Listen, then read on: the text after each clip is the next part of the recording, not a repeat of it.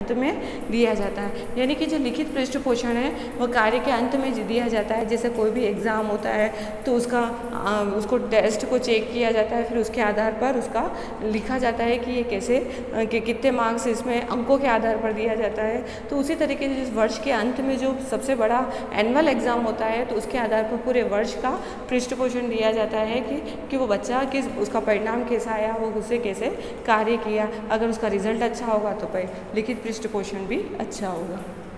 अब हमारा अंतिम फीडबैक है साथी समूह पृष्ठ पोषण यानी कि पीयर फीडबैक। साथी समूह पृष्ठ पोषण यानी कि जो छात्र होते हैं अपने साथी छात्र का किस तरीके से पृष्ठ पोषण करते हैं कि उन्हें क्लास में कैसे सहयोग करते हैं। वो उनमें अगर कुछ उनकी जब कॉपी चेक की जाती है तो उसमें किस तरीके का सुधार करना चाहिए।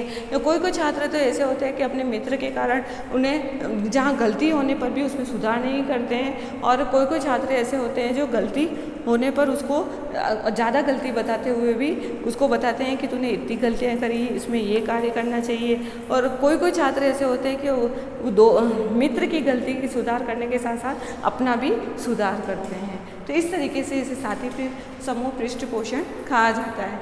तो इसके गुण हैं प्रजातांत्रिक प्रक्रिया, यानी कि इसमें ये है कि इसमें सभी गुणों का विकास होता है।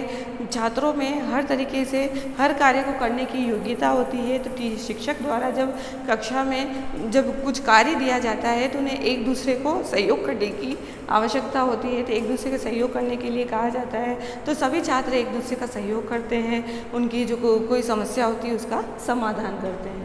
फिर है सेकंड योग्यता में वृद्धि, यानी कि जब उन्हें एक दूसरे की कॉपी चेक करने के लिए क्या कहा जाता है तो उसमें सभी छात्रों में विशेष योग्यता होती है। उन्हें इतनी योग्यता होनी चाहिए ताकि कि वह उसके अपने फ्रेंड्स की कॉपी चेक कर सके कि उसमें क्या गलती है उसको निकाल सके और उसको बता सके कि तूने ये गलती की है, इसका आंसर ये है। अगर मैथ्स का कोई सवाल दिया है तो उसको वो सवाल पहले तो उसको स्वयं को वह सवाल सॉल्व करना आना चाहिए, फिर उसके फ्रेंड्स की कॉपी चेक करनी चाहिए ताकि अगर उसने गलत किया है, रॉन्ग किया है तो उसको बताना चाहिए तूने यहाँ गलती की है। तो इस तरीके से सभी छात्रों में एक दूसरे की सहयोग की भावना से उनकी योग्यताओं में वृद्धि होती है।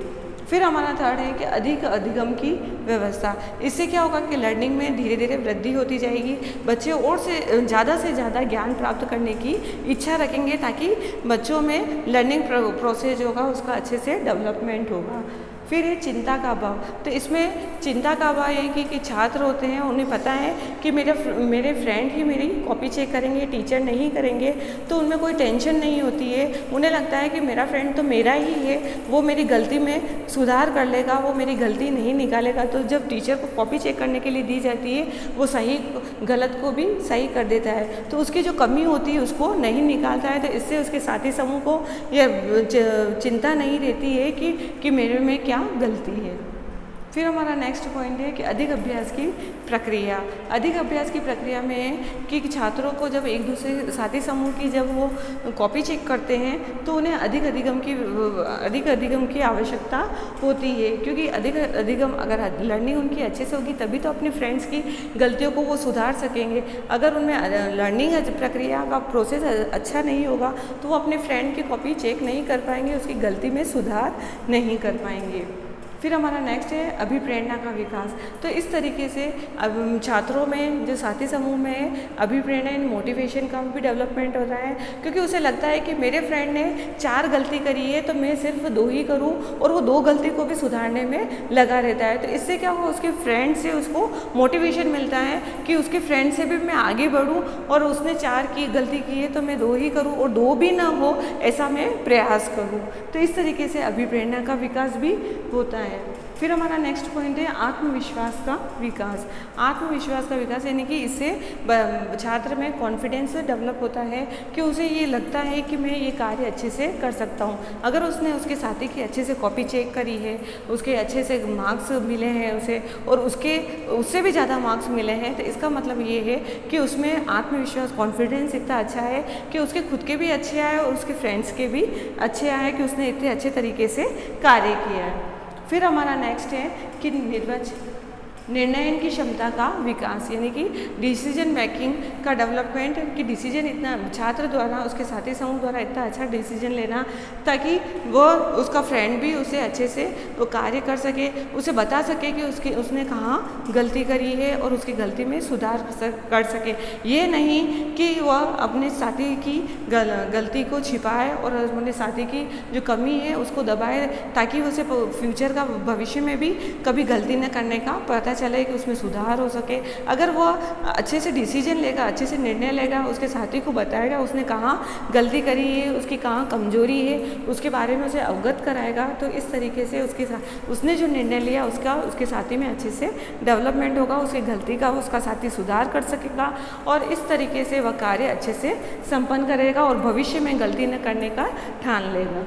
फिर हमारा नेक्स्ट पॉइंट है उत्तरदायित्व की भावना का विकास, यानी कि छात्र इसमें कार्य करने के प्रति जिम्मेदार होना चाहिए। छात्रों को ये जिम्मेदारी होनी चाहिए कि मुझे शिक्षक टीचर्स द्वारा जो कार्य दिया गया है मैं अच्छी जिम्मेदारी से निभाऊं, यानी कि मुझे ये कहा गया है कि अपने साथी की कॉपी अच्छे से चेक करनी है तो अच्छे से चेक करनी है, मुझे उसका भला बुरा कुछ नहीं देखना है, उसने जहाँ गलती करी है उसमें सुधार करना है। तो इस तरीके से छात्र को अपने प्रति भी जिम्मेदार होना चाहिए और अपने साथी के प्रति भी जिम्मेदार होना चाहिए। तो ये उत्तरदायित्व की भावना का विकास होता है। फिर हमारा नेक्स्ट है कि उचित संप्रेषण की व्यवस्था। उचित संप्रेषण यानी कि संप्रेषण वह प्रक्रिया है जिसमें भावों का, विचारों का आदान प्रदान होता है।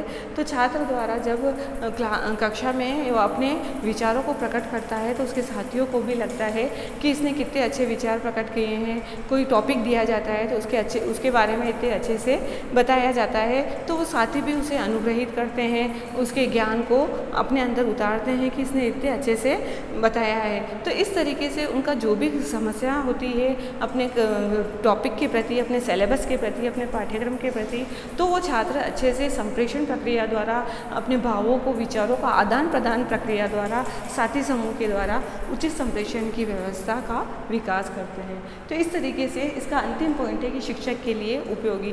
तो इस तरीके से ये शिक्षक के लिए यह प्रक्रिया साथी समूह पृष्ठ पोषण ये प्रक्रिया इतनी अच्छे से उपयोगी होती है कि शिक्षक का समय भी कम बर्बाद होता है और उसे कक्षा में पता चल जाता है कि कम समय में कि कौन सा छात्र किस तरीके की योग्यता रखता है और उसमें किस तरीके की प्रगति हो रही है।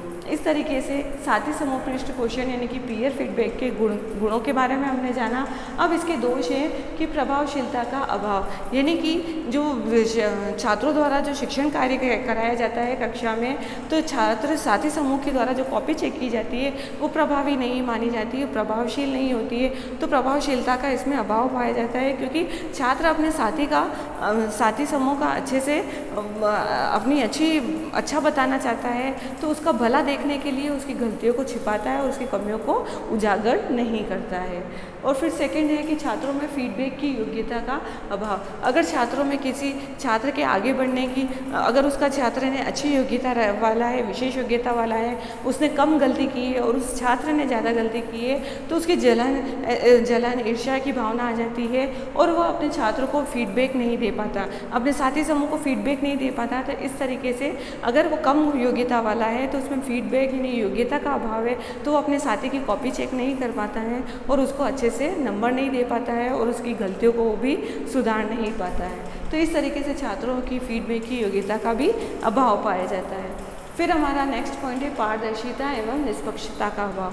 पारदर्शिता एवं निष्पक्षता का अभाव कि जो कार्य किया जाता है साथी छात्र और साथी समूहों के द्वारा तो वो कार्य निष्पक्ष नहीं होता है क्योंकि उसमें कोई प्रूफ नहीं होता है। वो खुद ही पेंसिल से सही गलत कर लेते हैं, उन्हें ये पता होता है कि हमारा तो कोई चेक करने वाला ही नहीं है, हम इसको कोई भी कुछ नहीं देखेगा, तो इस तरीके से वो सही को गलत को सही कर देते हैं। तो ये एकदम निष्पक्ष नहीं होता है। फिर हमारा नेक्स्ट पॉइंट है कि छात्रों का सभी विषयों में योग्यता का अभाव, यानी कि हर छात्र हर सब्जेक्ट में माहिर नहीं होता है, विशेष योग्यता वाला नहीं होता है।